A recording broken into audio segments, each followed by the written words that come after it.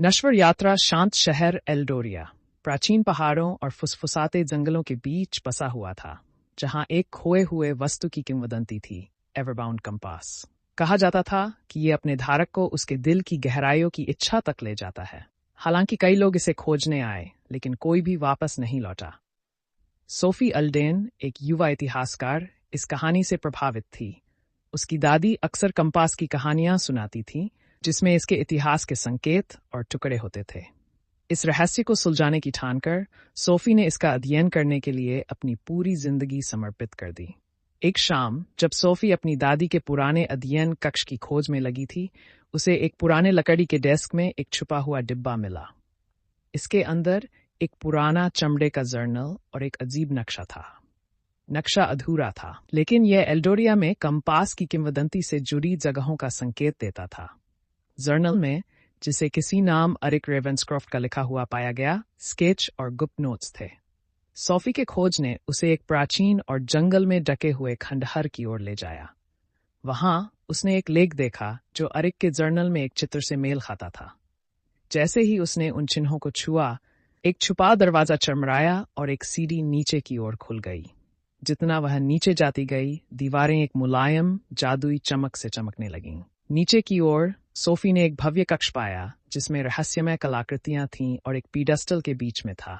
उस पर एक जटिल डिजाइन वाला कंपास रखा हुआ था, जिसकी सुई चमक रही थी। जैसे ही उसने इसे छूने के लिए हाथ बढ़ाया, कंपास सक्रिय हो गया और एक पोर्टल खुल गया।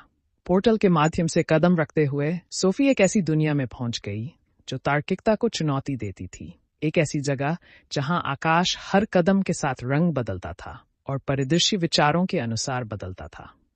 ये एक संभावनाओं की दुनिया थी, जिसे एवरबाउंड रियल्म कहा जाता था। यहाँ समय अलग ढंग से बहता था और परिदृश्य उन लोगों की इच्छाओं के अनुसार बदलता था जो यहाँ आते थे। कंपास द्वारा मार्गदर्शित होकर सोफी ने रियल्म में यात्रा की।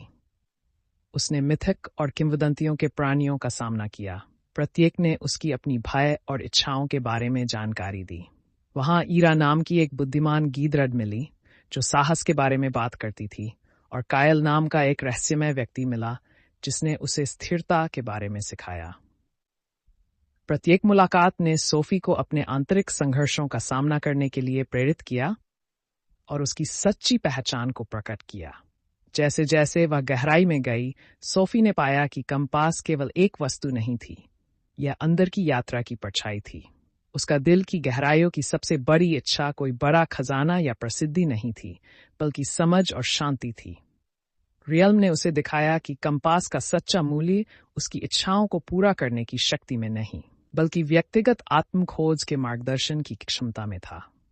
नई प्राप्त स्पष्टता के साथ सोफी एल्डोरिया वापस लौटी, और उसके साथ एक संतोष और जान का एहसास था। एवरबाउंड कंपास, जो अब धीरे धीरे चमक रहा था, कक्ष में बना रहा उसकी यात्रा का प्रतीक।